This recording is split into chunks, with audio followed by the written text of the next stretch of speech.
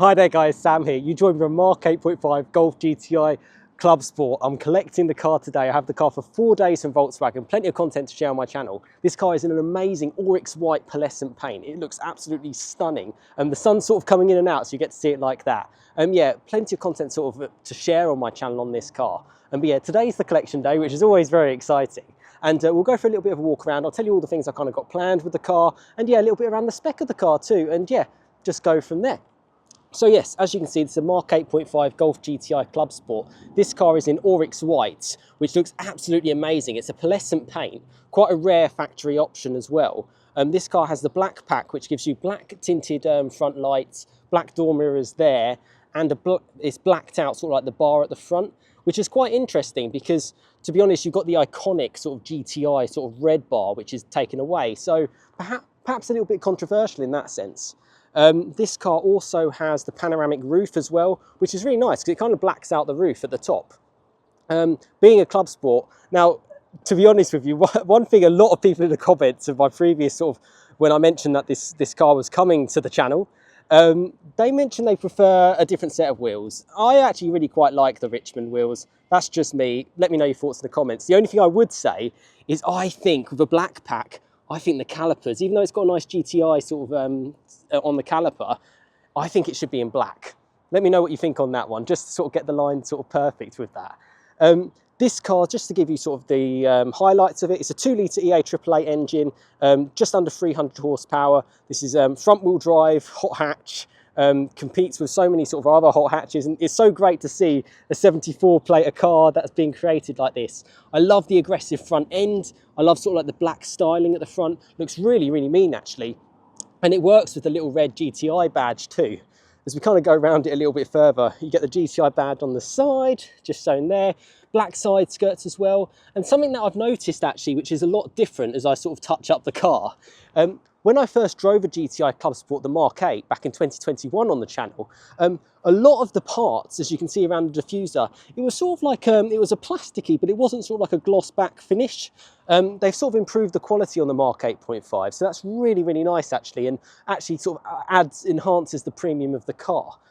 Some of the other options with this car, it has a Vodafone Factory tracker, which I would 100% recommend for a car like this. This car current RRP list price when it was produced is just under £48,000. So yeah, you want to keep it safe. I love the spoiler. You get these on the Golf R performance packs, really, really enhanced gloss black. You get the rear light cluster as well, which if I blip the key a little bit, you'll get to see the lights hopefully go across. Yeah, it sort of does its fancy little trick there. The diffuser too, gloss black, as you can kind of see there. You've got twin exhaust pipes in chrome, one on the side, one on the other side. And quite a few people have sort of messaged me and sort of said, I'm thinking of getting a Golf R, should I get a Club Sport? Should I get a normal GTI? And well, that's what you're going to see a lot on the channel. I've got plans to meet a subscriber who has a Mark 8.5 GTI. He has one in ice blue metallic with the 19-inch wheels. And he's owned that car, it must have been for quite a few months now, when I last met up with him back into last year. So to get a bit of an ownership review of someone who's lived with the car for a long time will be really interesting. I'm also meeting up with my subscriber who has a Mark 8.5 GTI, non-Club Sport, and he's owned the car since June last year. And I'm filming this in March, by the way, early March. And yeah, and you'll see this video as the day I collect it too. So yeah, you're all up to speed on that front. But yeah, I love the look of the car. I'm hoping the sun's just going to sort of creep through on us, just to give you sort of like a proper look around the car. And yeah, this is, if people don't know, this is where people collect their Volkswagen Audi group cars. So all your favourite influencers will come here and Volkswagen will kindly lend you one of their cars. So that's super, super cool. But we'll show a little bit inside. As you can see, sort of like the wing mirror is sort of tucked in. You get, obviously, very nicely cleaned out. One big change, you get these physical buttons now, so they've got rid of the haptic. Very similar to my Mark 7 Golf R. I really enjoy them. I think they're bringing them back. And if you follow me on Instagram, at SamAustin657, you'll know that in 2026, the Euro NCAP sort of tests are actually sort of getting away, sort of pushing manufacturers away from haptic buttons into physical buttons. So I think we're going to see more physical buttons in the future. It's arguably safer and easier to use. And this has the 7-speed DSG, there's no manual option. You get the new 8.5 infotainment as well. GTI seats, you've got GTI on the side. Very nice seats, very nice body hugging, plenty of storage. Obviously you've got that pan roof as well, which if I open up there you'll see it. Looks pretty nice. I might actually open the roof. I mean, let's be honest, you don't get much chance in England to get some decent weather. 65% tints on the rear, which look really nice. Plenty of space. Seats there. It's sort of like a leather finish as well. But I think a lot of people are interested about how this drives. And because this has dynamic chassis control, an option I'd 100% recommend, and it's on 18-inch wheels with the 225 section tyres, for me, it's kind of the best setup because it adds that comfort. It's also really, really fun to drive. Now, I have had the fortune to spend about a day with this car and a few different GTI Clubsports back at the end of last year, and I really like this setup. If you're really into your driving, you can get the Varmanor wheels, the 19-inch wheels, which obviously does add to things, and it depends on the tyres that come with the car. This is on Goodyear tyres, but you can get, I think, it's just pot luck. You can actually get some sort of like Goodyear Eagle F1 Supersports on them, I think, which does change the whole characteristics of the car. I kind of want to pop the hood actually, just to show you what's underneath. And with Volkswagens, oh, have I come to the wrong side? I have come to the wrong side. Wonderful. I'll show you the boot, I guess. You get to flick up the badge. Here's the boot. Plenty of space. Now, the advantage of not having a four-wheel drive system like the R, you actually get plenty of space. So you can actually lower this a little bit further to get more space in. You can drop things down and that works through. You've got a through load just shown there as well. And yeah, looks really, really nice. No sort of power lift tailgate, which is just one of those things really. But yeah, if I pop the hood and show you exactly what's underneath, it's an engine I know well from my Golf R, to be fair. I've had mine for 8 years now. Yeah, if we pop the hood. Yeah, always worth being safe when you're opening a bonnet with no gas strut. My Mark 7 Golf R has a gas strut. VW reverted back to this, so that changes things. So it's a 4-cylinder EA888 engine, larger sort of turbo. And I'll be honest with you, when I've driven these cars, they say they have 300 horsepower. It feels like more. It really does feel like more. It feels close to the 333 quoted in the Mark 8.5R. That's just personally for me. Now this car weighs about 1,459 kilos, which basically means that it kind of offsets with a Golf R because the Golf R weighs a little bit more and a little bit more agile, but nicely presented. Might be nice to have a GTI sort of shown there, but what can you do? Larger air filter. Yeah, there you go. That is your car. And yeah, you can be proud. No hybrid assistance or anything in this, or electric assistance. It's just pure combustion engine goodness. Now, as the sun is coming out, one thing I did want to do is lift that panoramic roof. It really does change the lines of the car. I love the look of it. It looks really, really special. And look how the way it flows with that Oryx white paint into the wing as well. And I actually quite like how this is white. The paint is so special. And I don't know if the camera's going to ever do it justice, but I mean, this paint option is actually £1,310 option. It's the most expensive option in this car. The panoramic roof is £1,250. The DCC is about £750 from memory. Area view, which helps with the cameras, is £333. And the Vodafone tracker is a few £100 from memory. And that's what, and the black pack as well.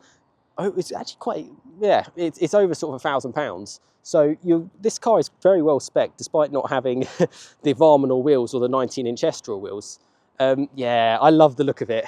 I think though it just looks really special. But let me know your thoughts in the comments, because this is a community channel. What do you think? I think for fun and engagement, this car really does tick so many boxes. And for those that don't know, this is the key that you get. Yeah, lock it, unlock it. You get the little lines, which I quite like, and the little glow as well across the IQ headlights. That comes as standard, so there's no options sort of on that side. And you get the performance pack wing.